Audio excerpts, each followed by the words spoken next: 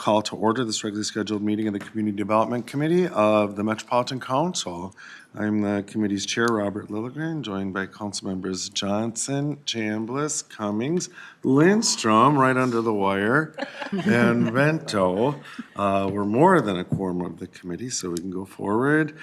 We have an agenda before us, committee members. Any changes or additions or corrections? Otherwise, we'll consider the agenda approved. Cool, that is approved. And the next item is approval of the July 18th, 2022 Community Development Committee minutes. Is there a motion to approve? So moved. Second. Thank you. That is properly before us. Any additions or corrections? Hearing none, all in approval, please say aye. Aye. Aye. Opposed? Those are approved. And so on to our non-consent business items. The first is 2022-217. It's the 2040 Comprehensive Plan for the City of Randolph. And Mr. Boylan is here to present. Welcome. Thank you, Chair Lilligren. Council members. All right. I'll be here speaking to you today. I'm Patrick Boylan from Local Planning Assistance. I'll be speaking to you about one of the final plans here for the City of Randolph in District 16, very close to the Cannon River at the southern part of Wendy's district. Before you see the regional systems, of which there's very little. It's a very small community. The phrase postage stamp community aptly applies. It's a very, very small community. But very few adjacent to the, I guess the most significant thing for Randolph is its adjacency to Lake Billsby. This is moving out a little bit in our scale here. The city of Randolph is completely surrounded by Randolph Township and that southern part of the community, just the very southern part of the metropolitan area, showing that it is a diversified rural community. The forecasted growth, this is a little unusual for most communities. We do expect some growth. This community, we're actually showing a static growth. And if you take a look at the numbers, you'll even see that we expect a drop in population, which is a kind of a natural thing that happens for communities that are aging and that are very small. So the existing plan land use, the clear or white areas are agriculture or undeveloped. And so you see what's basically the crossroads of a county road and a rail stop, which is common in smaller communities in Dakota County, surrounded by the darker areas. There's a little bit of, tiny bit of high density, but mostly commercial and industrial properties surrounded by the pale yellow, which is single family residential. The planned land use is very similar to what's there right now. They do not show any growth. We don't forecast any growth for them, so it's a very similar sort of phenomenon for their mapping and for their planning. So the staff report before you shows that the plan conforms with regional system plans, is consistent with council policies, and is compatible with the plans of adjacent and affected jurisdictions. And that the proposed action before you for the council is to authorize the city to place its 2040 comp plan into effect and advise the city that A, to provide the council the date the watershed management organization approved the final local water management plan and the date the city adopted the final water management plan. And we're also requesting that the city provide the council with a copy of the final local water management plan to be included as part of the final plan document. It keeps everything together. We also advise the city to implement the advisory comments and review record for water supply and community and subsurface treatment systems, or SSTS. Later this month, the council will be considering this, and I'm available for any questions you may have at this time. Thank you, Mr. Boylan. Questions on that report? Councilmember Johnson. Mr. Chair, just briefly, how much, there's not a lot of change going in the community. So, and it's important because state law requires the comp plan, but can you just give me a sense of, for a community like this, how much effort they have to put in or what expense? I mean, I guess it'd be best asked to the city people, but just generally what they have to go through to do a comp plan update, because I know I hear with some of the smaller cities out in my community, and we've heard that, this can be kind of a lift for them. Did you get a sense that of that at all for this? Yeah, Councilor Johnson and Chair Lilligren, I can make a couple comments, then I'd be curious to hear Director Brahas's take on this as well. Substantially, there's, they have to do their own visioning, they have to take a look at their engineering, they have to take a look at their resources and kind of think about that. For a community with no forecasted growth, and some communities where we've had very low growth, they push back on that because it means something economically to them. They didn't push back. So difficult in the kind of tax capacity to pay for such a plan. So they had minimum requirements like every other city in the metropolitan area, and they had to do that. The firm Bolton Mink did their plan, and while I don't know this for a fact, I think it'd be safe to say that there were probably several unpaid for hours of work on their end to do that. The Dakota County Collaborative that came before the Community Development Committee and the Council in 2019, Randolph was one of 5 small communities, there's 16 in the Collaborative, then 5 small communities that worked together. And so there were some economies of scale that went on, certainly. But certainly this is something that Councilor Wolf and I know Director Brahas, we've had many conversations over the years about how to think about this. I don't know if that really answers your question, but I just want to kind of throw out some commentary first, so. And Mr. Chair, yes, that is just helping me to kind of get my head around what is being required of our small cities. And I've learned a lot from others here, but certainly I hear it from some of my communities as well. I want to add, Ben, one thing really quick, and curious to hear any kind of thoughts Lisa has on this, Director Brahas has on this. One thing that we've done in local planning assistance is that we've really examined our 2040 process internally, how it worked, and then externally, what it meant to local cities. And so the requirements for scope, the expense associated with it, the assistance provided, people seemed in general, they're happy with local planning assistance, but they wished a few things maybe were different. And they talked a lot about resources. I'm in the process of putting together sort of an internal document and then a final document that'll be shared here. Earlier this year, I did, or late 2021, I did a short presentation of kind of the work we're doing, but we're wrapping that up, so you'll know more about that. Well, thank you. Further discussion on that report, Councilmember Wolf. Thank you, Mr. Chair. So all of those communities in the collaborative that Mr. Boylan discussed, they got money from us, grants for planning, and then Dakota County used some of their CDBG money to provide additional assistance, but each one of those communities had to put in an extra $4,000 on top of that in order to pay the overall bill for the consultant. So it was a substantial amount of money and time involved, which is a challenge for a community that's not facing any growth, which is a big part of why I've talked repeatedly about having a light version of comp plan updates for communities that aren't experiencing any growth.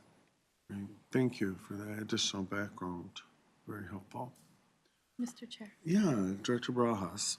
Thank you, Mr. Chair. Council members, you may recall earlier I talked this year, I think at a council meeting, about some work that we're considering around providing the services directly ourselves with our staff work, because even despite the funding that we provided to communities, we're still finding that here we are in 2022 when plans were due in 2018 and grants were provided in 2016 or 2015 even. So it's a long ways for that money to be sitting there to not be going further. So we're looking at other strategies for helping communities get their plans done. Of course, there are always requirements, especially around surface water planning, managing any local infrastructure resources like wastewater. If a community has it, Randolph does not in this case, but in some communities they do operate their own municipal plants, that we want to be sure that those things are, up to the current standards, even if they don't have growth. That's usually where they face the largest challenges. is in those systems and managing water around them. So those are some strategies that we're looking into for the next round of planning, because those seem to be the biggest hurdles that local governments are really facing. It's not really any of the other things, updating forecasts or anything like that. It's really around the engineering elements that seem to be the hardest or the most difficult challenges for a lot of these small communities. Thank you. Further discussion? Any further discussion? Hearing none, Mr. Bowen has recommended a series of actions related to the 2040 plan for the city of Randolph. Is there a motion to approve? Councilmember Wolf. Thank you, Mr. Chair. I would move the staff recommendation. Thank you. Is there a second? Second. Thank you, Councilmember. Any discussion on that motion? Discussion. Hearing none, all in approval, please say aye. Aye. Opposed? That carries. Thank you, Mr. Bowen. And we'll move on to our next non-consent business item, which is 2022-18. It's the 2040 Comprehensive Plan Update and the Comprehensive Sewer Plan for the city of Maple Plain. And Freya Thamman is here to present. Oh, no, she's not.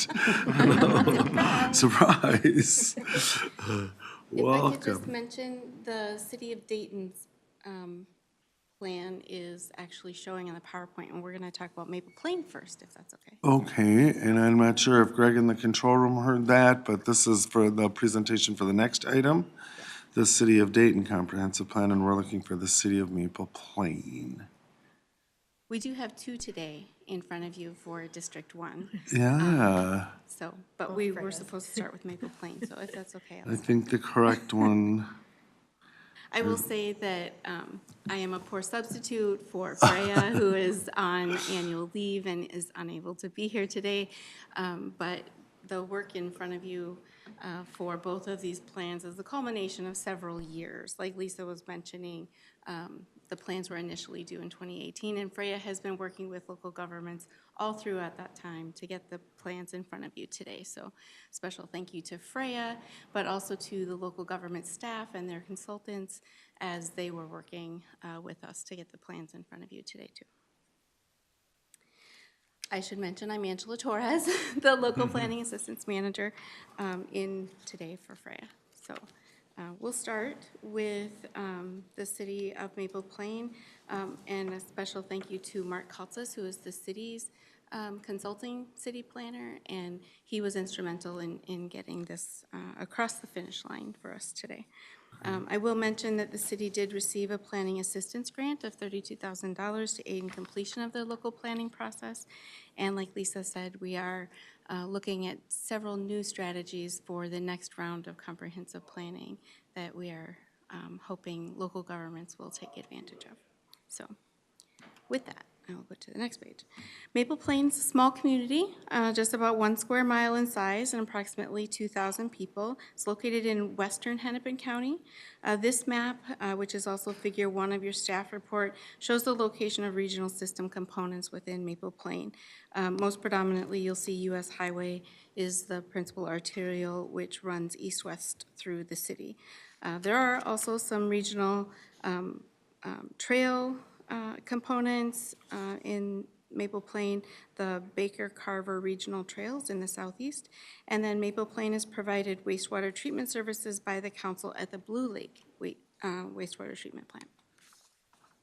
Maple Plain's almost completely surrounded by the city of Independence to the south, west, and north, and Medina is located to the east.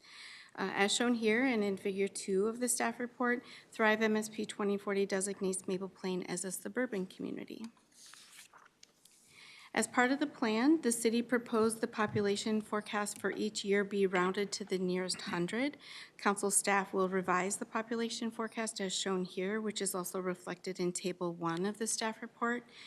Table 1 shows that between 2020 and 2040, the council forecasts the city will grow by approximately 400 people, representing 210 households. There will be a forecasted increase of 300 jobs in the city at the same during the same time frame.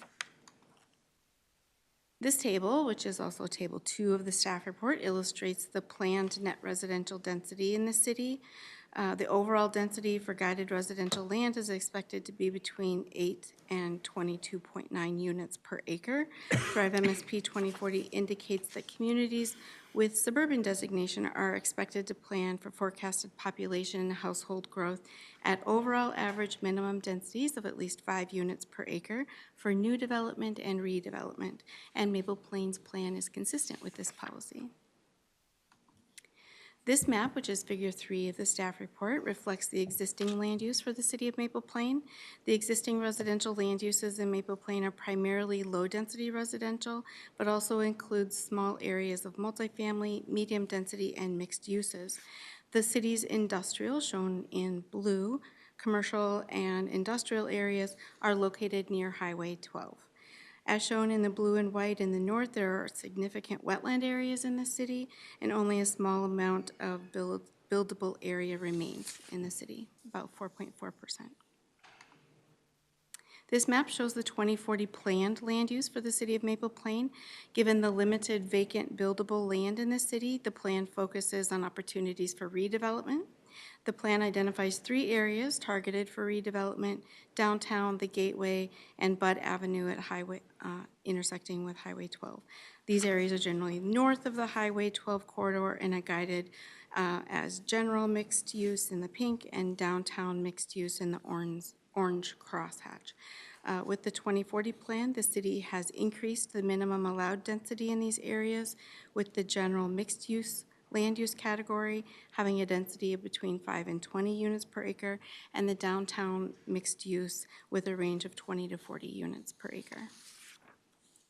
The findings of the review are that the plan conforms to regional system plans, is consistent with council policies, and is compatible with the plans of adjacent and affected jurisdictions. The proposed action before you today is to authorize the City of Maple Plain to place its 2040 comprehensive plan into effect, revise the city's population forecast to round to the nearest 100 as shown in Table 2 of the attached review record, advise the city to send the local water management plan to the Pioneer Sarah Creek Watershed Management Commission for review and approval. When approved, send the council the watershed's approval date and the date the city adopts the final local water management plan, and advise the city to incorporate supplemental information on employment-bearing land use intensity received on May 24th, 2022 into the final plan prior to final adoption, and to implement the advisory comments in the review record for regional parks and trails, surface water management, and forecasts. And with that, I'll mention quickly that the meeting schedule is for the Environment Committee to review this on Tuesday, August 9th, Metropolitan Council on Wednesday, August 24th.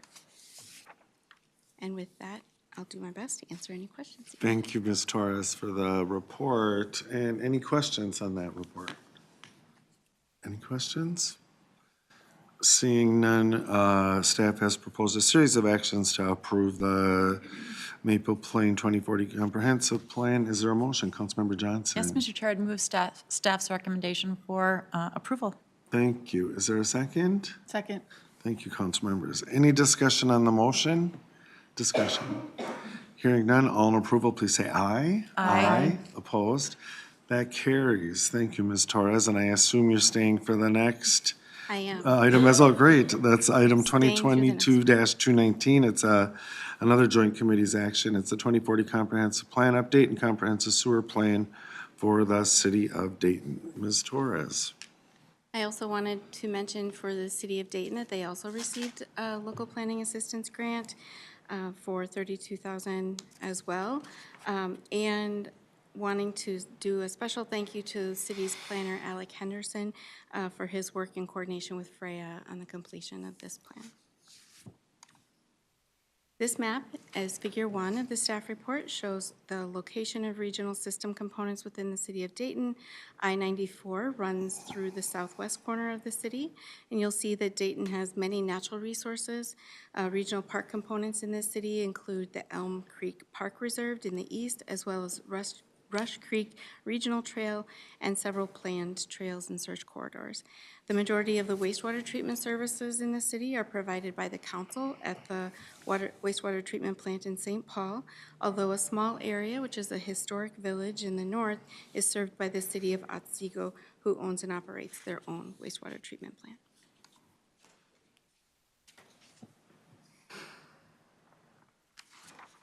Dayton is located in the northern part of Hennepin County, surrounded by the communities of Ramsey, Anoka, Champlin, Maple Grove, Corcoran, and Rogers. As shown here and in Figure 2 of the staff report, Thrive MSP 2040 has designated Dayton as an emerging suburb of 1,200 households. There's a forecast to an increase of 1,000 jobs in the city in the same time frame. The plan does include a sewer service forecast that adjusts and reallocates some household and population to the Otsego municipal plant. This reduces the households and populations served by the Metro plant. You can see this information in Table 2 of the staff report. I apologize that I didn't get it added to the PowerPoint, but the council is requested to officially revise the MCES serviced forecast as a part of the action on this plan. Table 3 from the staff report shown here illustrates the planned residential density for the city. The overall density for guided residential land within the 2040 planning period is expected to be between 3.7 and 7.1 units per acre. Emerging suburban edge communities are expected to plan for forecasted population and household growth at average densities of at least 3 to 5 units per acre for new development and redevelopment, and Dayton's plan is consistent with this policy. This map, also Figure 3 in your staff report, reflects the existing land uses in Dayton.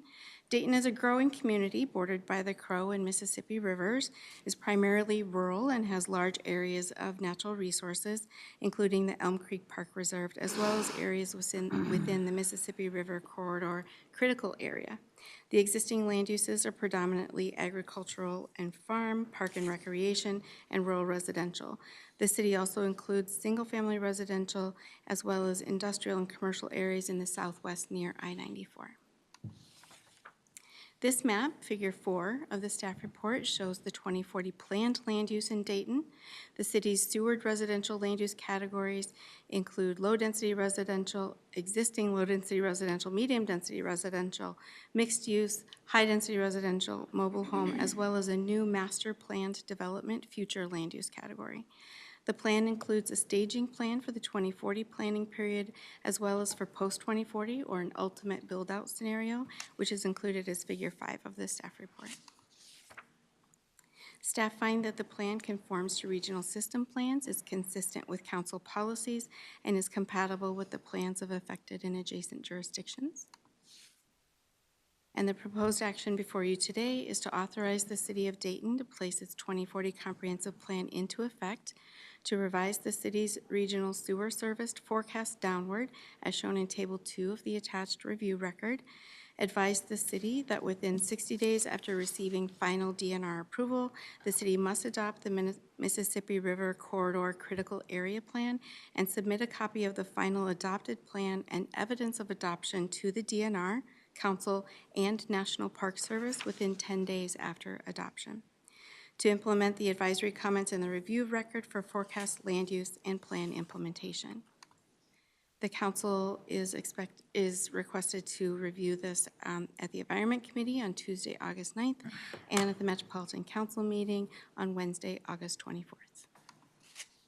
And with that, even though Freya's name is listed, I'm happy to answer any questions. Thank you, Ms. Torres. You've done a great job standing in for Ms. Thamman. Any questions on that report? Councilmember Cummings? Oh, thank you, Mr. Chair. Not really on that report. I'm just curious, can you tell us where we stand now? How many are still outstanding?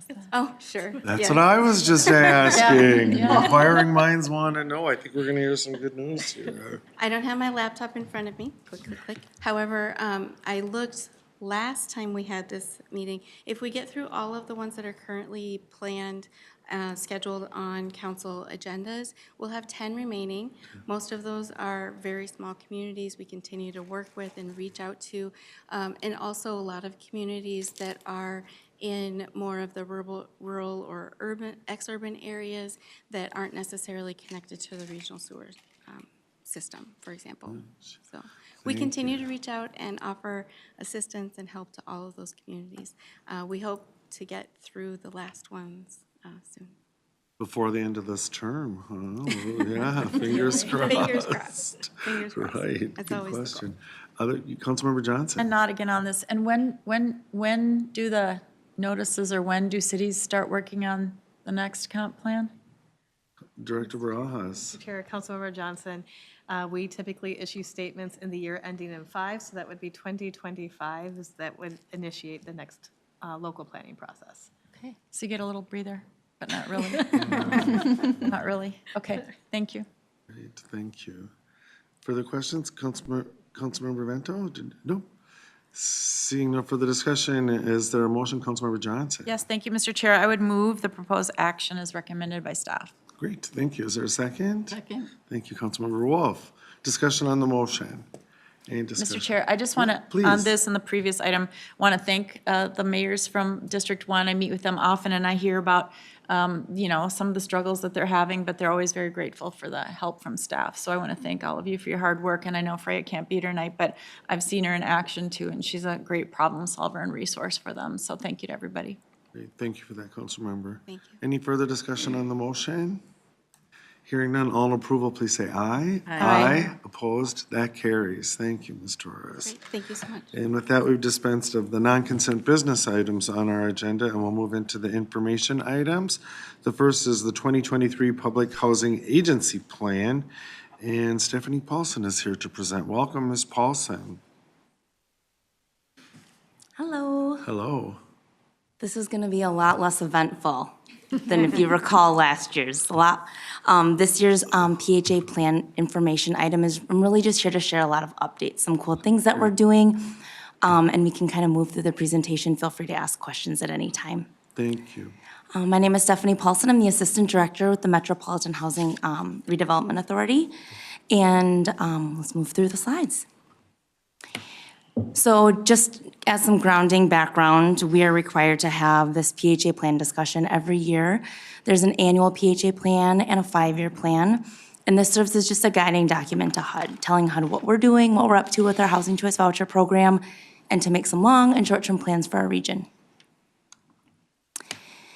Some more grounding information again. We submit our 5-year plan every 5 years. It's currently approved through 2024, and that gives HUD an idea of what we have for long-range goals. And then you see me every year for our annual plan. So that's telling HUD, giving updates on what we've planned for the 5-year plan, and then just also to provide you all updates with the cool things that we're doing within the HRA, and to continue to update elements of the plan that we need to pivot on or that we're making great strides on. So this year, Housing Choice Voucher Administration Plan, it's required by HUD. It's a part of the PHA plan. Like you recall, it's our primary policy document. It contains mandatory and discretionary policies. So if you ever look through that read with great detail, you'll see there's always some HUD CFR, so that's a regulation that's required, and then occasionally you'll see a PHA policy, which kind of tells you what we're doing specifically in the PHA with some discretionary policies. And it is available for public review every year. This year, we do not have any significant amendments. All of the changes that we've added are either clarifying language, an updated citation on a page. We had some HRA managers attend a fair housing training, and so that, coming out of that training, they recommended just some clarifying language in that portion of our administrative plan, but nothing major, all really, really minor. That's okay. I'll take a breather this year. I'm okay with not a lot this year.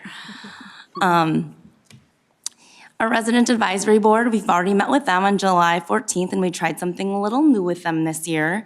So this year, we engaged with a new group to learn about moves, because it helped prepare our conversations for small area fair market rents, and Terry will come visit you in the coming months for that. But we really wanted to know, what's it like having a voucher right now? Tell us what some hurdles are that you're having. Tell us some things that are going well, not going well. And what we learned were the voucher holders that we met with had targeted areas that they wanted to move, but were having trouble getting there because of rent limits or because of access. And so we started having some really great conversations, and the plan is to meet with that group quarterly to really dig in and figure out kind of what we can learn from them. It was a great group. They actually had tons and tons to share, which is great. It's great to engage the residents. And And we also talked to them about the Hdv Homeownership Program, which I know has been of high interest at the CDC and the council more broadly. And they have expressed extreme interest in that as well. So I will continue moving that forward in 2023.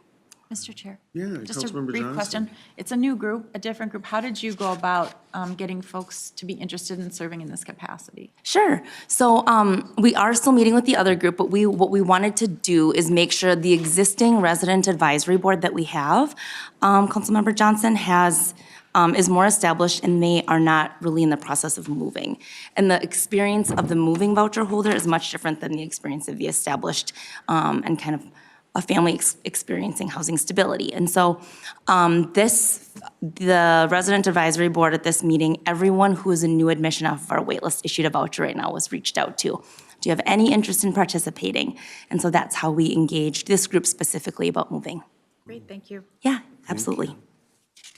Let's see. So our plan, goal, and progress. So this is just going to be me updating you a lot about what's happening in the HRA, lots of really exciting stuff. Our Community Choice Demonstration Program, like you remember, is in partnership with Minneapolis Public Housing Authority. It's a program focused on assisting voucher holder families moving to low poverty areas. We were one of 9 sites across the nation that were selected for this. The HRA Manager of Outreach and Special Initiatives, Margaret Perez, and our project lead, Renee Pereira-Webb, will be coming to you, I believe, in September or October, to come visit you and tell you all about the details of this program. Hot off the press, this demo begin date was just delayed 1 more month, just to finalize some recruitment and enrollment components. So we're working with 2 partners and HUD, so 3 partners essentially. And we just want to make sure our recruitment and enrollment strategies are finalized and to make sure that we're kicking off on the right foot. Emergency housing vouchers. As you recall, we allocated 218 emergency housing vouchers. The program is fully referred, and we have 94 families housed. If you do recall, we partnered with the 3 coordinated entry systems locally, Hennepin, Ramsey, and SMAC. Margaret Perez, our outreach manager, and Chong Lau, the manager of program eligibility, actually plan to come visit you in October to give you a really in-depth kind of deep dive into the emergency housing vouchers, what we've learned, the supports we're providing, and then our strategies for housing stability now that we're already coming up on our first voucher holders being leased a year in the emergency housing voucher program. Ms. Paulson, can I ask just one on that Absolutely. slide real quickly, please? How many other PHAs nationally were issued sort of this magnitude of emergency housing vouchers? You know, I don't recall off the top of my head, and I could follow up with you. Okay. We work closely and have conversations regularly with our local partners, Minneapolis, and it's actually been a really unique, we have a great partnership with Minneapolis and St. Paul, and we work well with all of our local PHAs. But it has been interesting because we've had overlap since we both were using Hennepin Coordinated Entry System or both were using Ramsey Coordinated Entry System. And so the ways that we've worked together to meet the need of the region has been unique. But I don't recall the number of housing authorities nationally who have received around 200 or more, but I'd be happy to follow up with that. Thank you, thanks. I don't have a great memory, so I'm going to write it down. Me either. All right, our mainstream vouchers were actually just awarded 50 additional vouchers in June 2022. There was a non-competitive opportunity for us to apply for more, and we most certainly did that. We are now up to 253. We are continuing to partner with our homeless action team. And in fact, our lead worker, Ryan Ottenheim-Leifheit, and Margaret Perez, Margaret's name is being mentioned a lot. She's going to come visit you a lot, but she's in charge of a lot of real cool initiatives and supports a really awesome group. She's going to come visit you in November to give you more of an update on what's happening with our mainstream voucher program, because I think it's cool to hear how this partnership has grown with Metro Transit and really see what we are forecasting for the housing stability initiatives that we want to create and facilitate with our mainstream vouchers. If you recall, we also had a Homework Starts with Home that kind of has been in the works for a couple months. We invited our partner to come and join us today, but unfortunately there was lots of scheduling conflicts with Solid Ground. But they are absolutely loving the partnership. They would take many more vouchers, so that might be something that we can talk about down the road. We're currently 19 leased, and they're undergoing some transitions in staffing there too, but maybe that's something we'll come and talk to you in the future about and give you a more formal update. But 19 currently leased, and the partnership is going excellently with Solid Ground.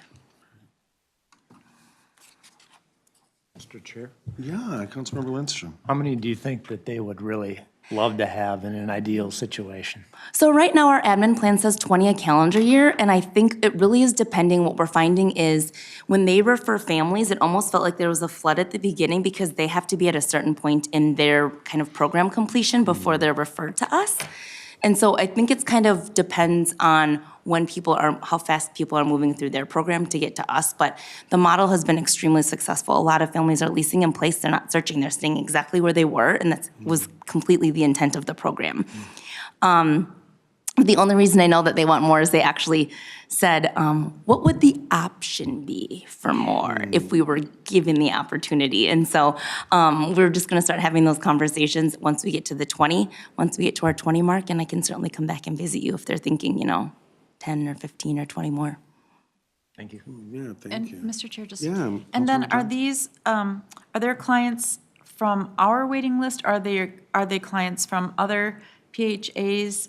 And how are they, and because they have their program they're going through, so how do we get those vouchers into their hands? Through what means are they getting there? Sure. What was it, 2019, I think we did our first item, and then 2022, we came in with the business item. We have a wait list preference now, so we basically put some 20 vouchers every calendar on a shelf and say, we will use them, which kind of is in line with our place-based strategies.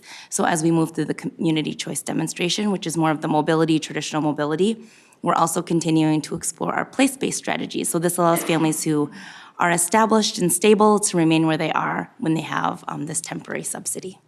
Thank you. Absolutely. Thank you. Mr. Chair. Yeah, Councilmember Vento.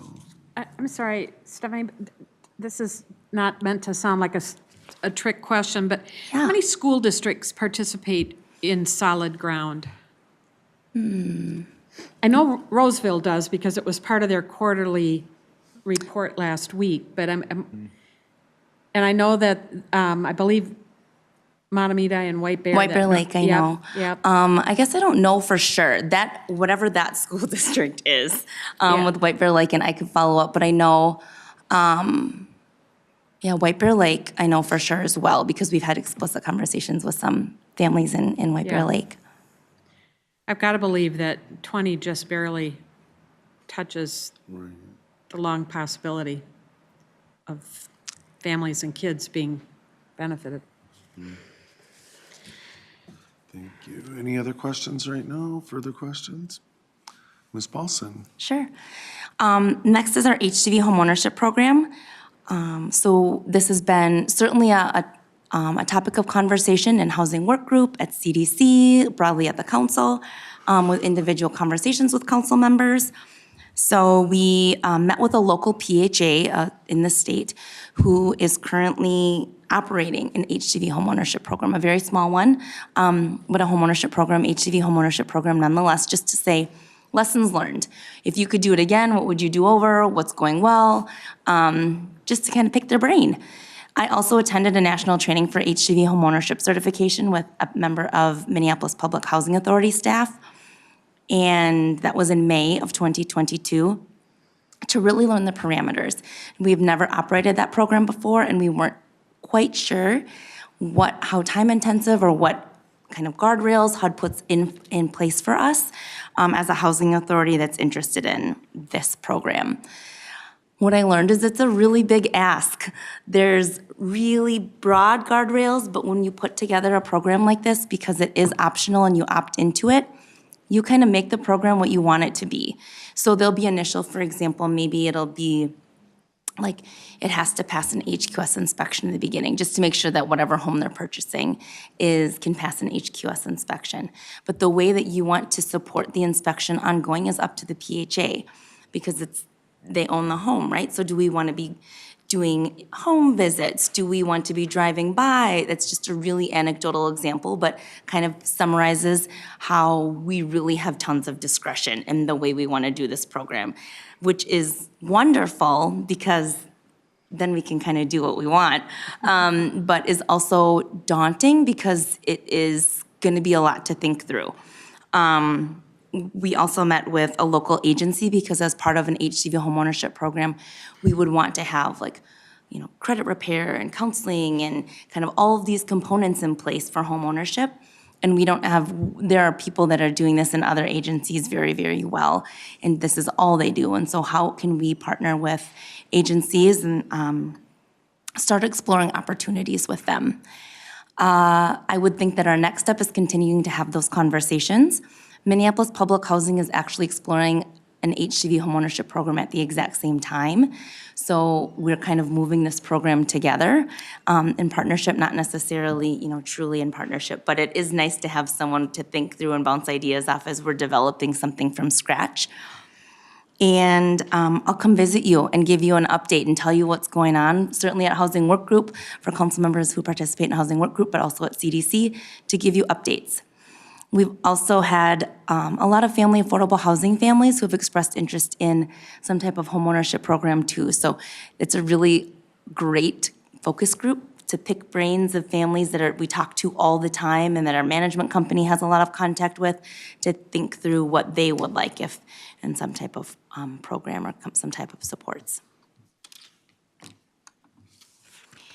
All right, so back to the PHA plan. It's currently posted for public comment through August 31st, and we have a public hearing scheduled for August 15th at 4. And I will come back to you on September 19th for final review and approval. I have been working with communications to make sure that on metrohra.org, there is now a publication that's fully available there. So you don't have to go through the council and the publications and everything.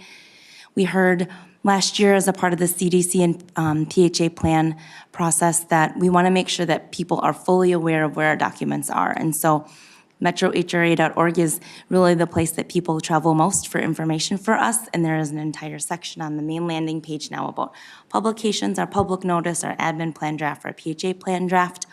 All that is available there for anyone who would like to see it. Oh, yeah. Don't want to scare you. Okay, so let's see. So if I may, Councilmember Vento, Mounds View Area School 621, North St. Paul, Maplewood 622, Roseville Area School 623, and White Bear Lake Area School 624 are the school districts with solid ground. Thanks, boss. Thank you. Thanks, Ms. Smith. Quick action. Ms. Paulson, can I ask you on this slide, please, this committee then forwards our action to the full council, right? We don't have final approval over this action. Okay, thanks. Just to clarify. So final review of any changes that come out of the public hearing or anything that we want to make any final updates to, and then we'll go to full council and after that, after September 19th. Thank you.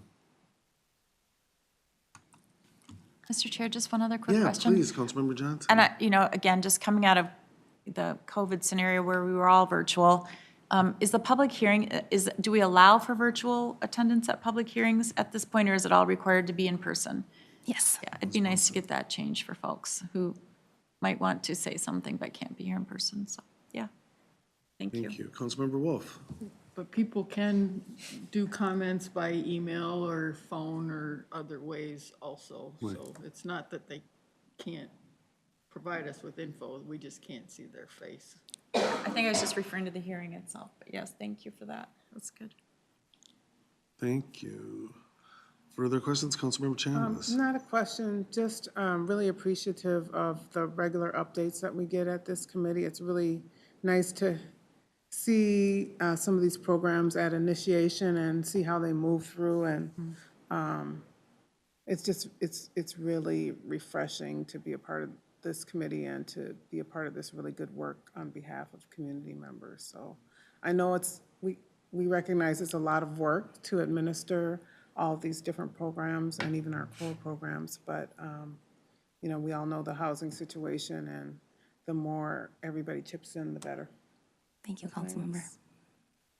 Thank you, thanks. Here, here. Further comments or questions on Ms. Paulson's report?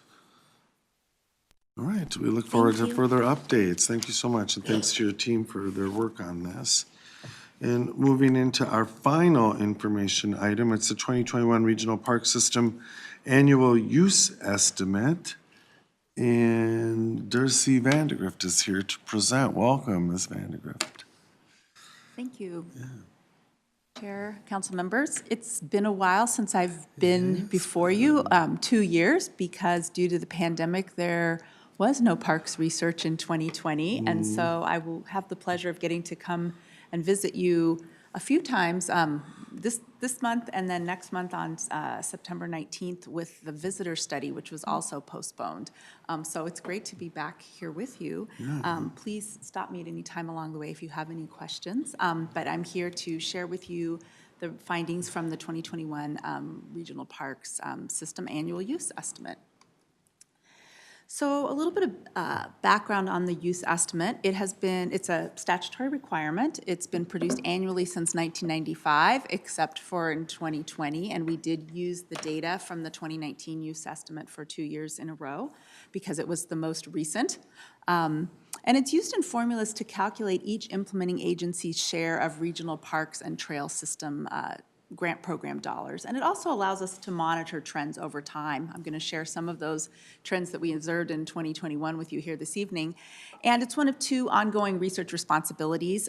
So this is the one where where actually I say we, it's actually our implementing agency staff colleagues count a sample of people. So we do counting. The visitor study is the other responsibility, and that's where we actually talk to people and ask them what they think. And so we have these 2 important sources of data that we work with.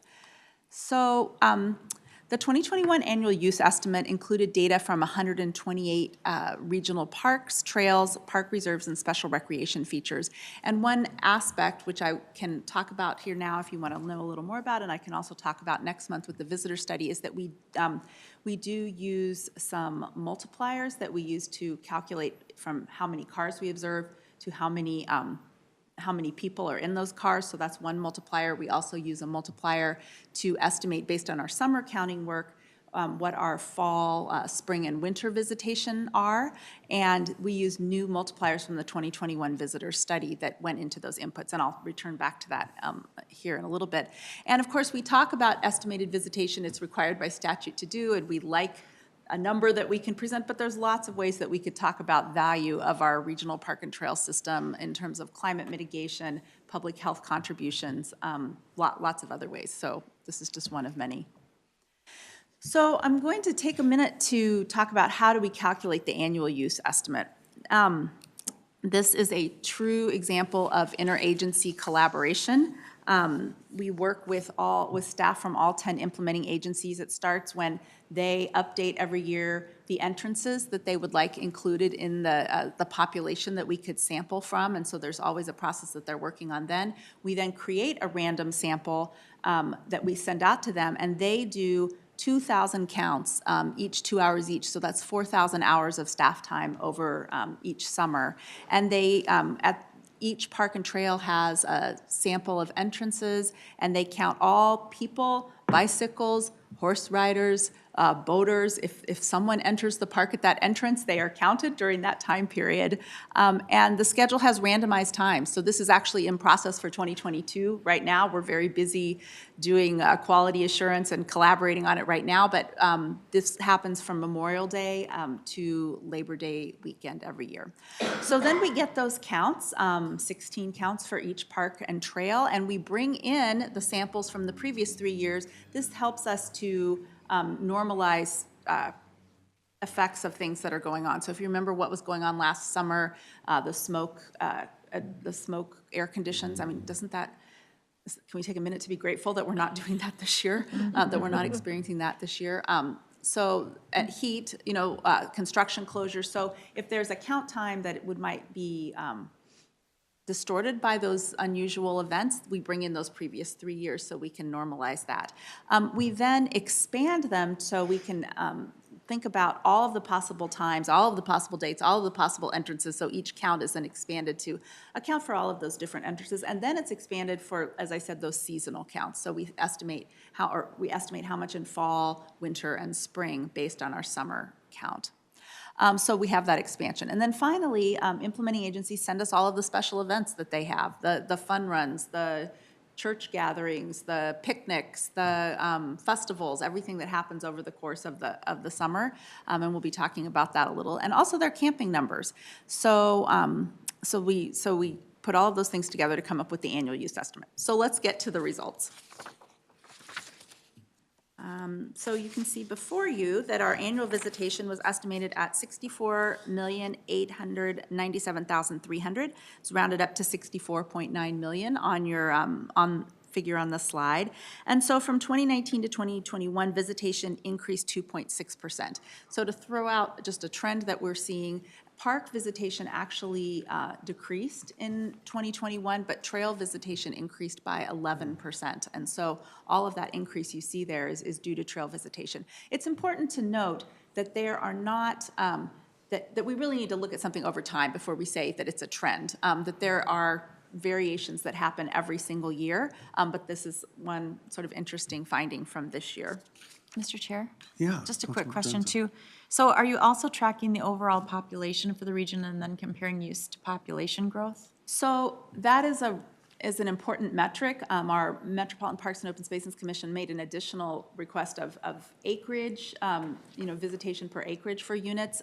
These are not tracked here because this is just estimating park use. So, but that would be an important thing to think about. Thank you. Over time. Yeah. And on this slide, Ms. Vandegrift, if I may, and I get it, you need time to establish whether something is actually a trend or if it's just a blip out. It looks like the increase from 2017 of visitors is relatively consistent. And so I'm wondering if the earlier years, the 2017 to 2019, if that is accredited to increased trail visits or do we know? That's a great question. So I have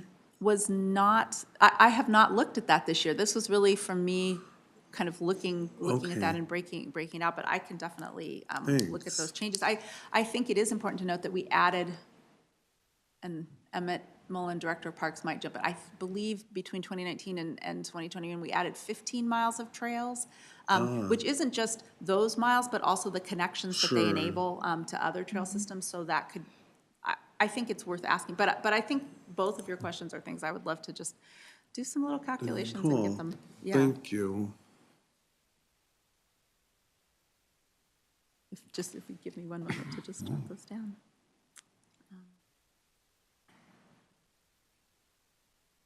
Thanks for bringing those up.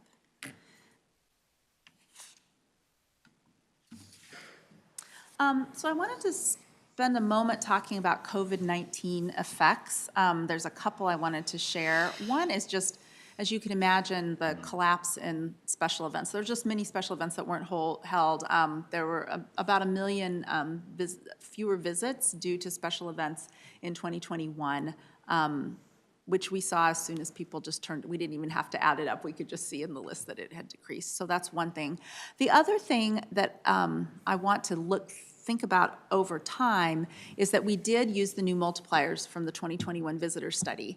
And over time, we have seen that fewer people are coming to, are in each car that are coming to a park or trail to visit. We've seen that person per vehicle multiplier decrease.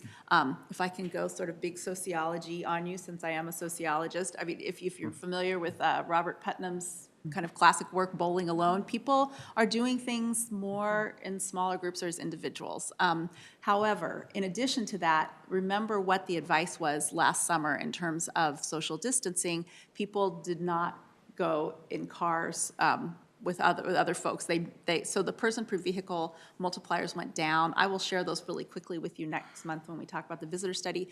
But I want to watch this over time, because if social distancing norms change, we will still have that small person per vehicle multiplier, at which we will be applying to counts that might be happening in 2023, 2024, and we may have a kind of artificially low, if that makes sense, estimated visitation. But that, COVID affected the visitor study in terms of the person per vehicle multiplier.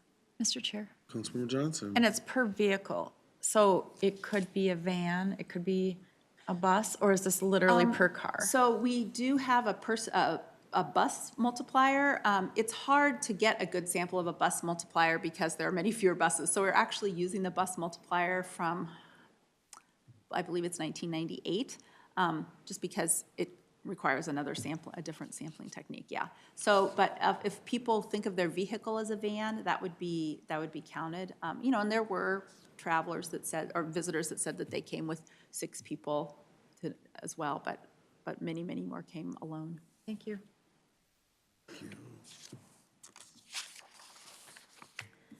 So here you see on the slide the 2021 visits by implementing agency.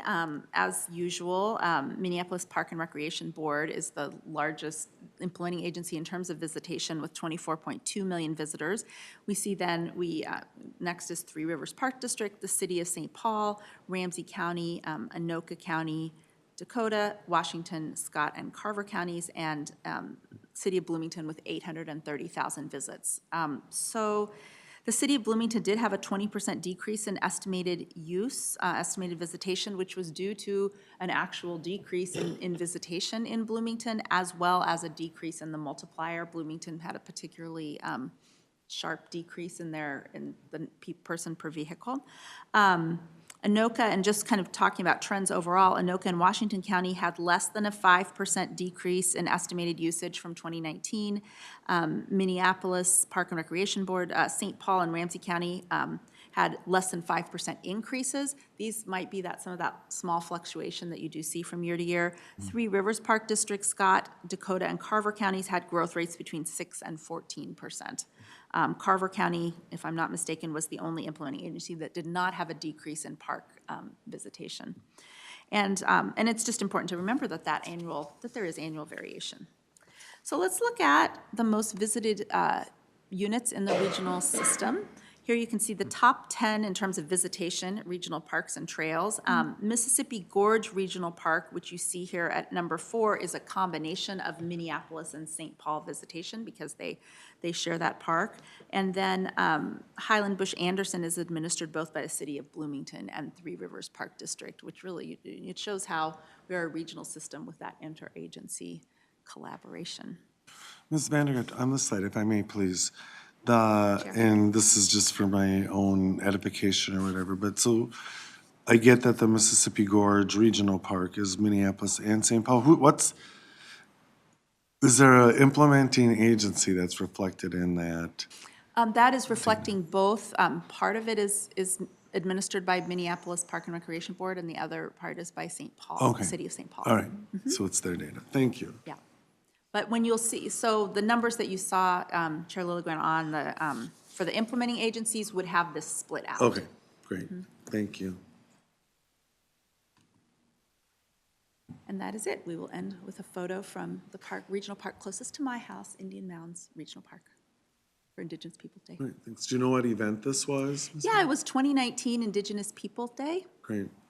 I believe our governor, I just noticed this today for the first time, our governor is peeking around the corner. Senator Kunesh as well. Yes, correct. Yeah, very cool. Thanks. Questions on that report? Any questions? Ms. Vandegrift, so it's next month that we'll see that. September 19th, I believe. Great. Looking Very forward to it. cool. Thank you. Great, thank you. Very interesting, yeah. And with that, we have completed our agenda for today. Director Barajas, anything else? Mr. Chair, council members, just a reminder that we are planning for our intern showcase at the 3 o'clock hour before CDC at 4. We do have our public hearing first on the agenda at 4 o'clock. So I do encourage you to drop in. You don't have to stay the whole hour, but chat with our interns about the work they've been doing. It's some really great work. And I know they'd appreciate the opportunity to practice their speaking skills with policymakers as well. So really, not a full hour. It's not a formal program, just an informal drop-in. So thank you. That's all I have for today. Great, and that's for before the next meeting, correct? That's correct. Mm-hmm. Very cool, thanks. And Michelle informs me she has nothing for us either, so anything from committee members? Nope, seeing no further business before us, we're adjourned.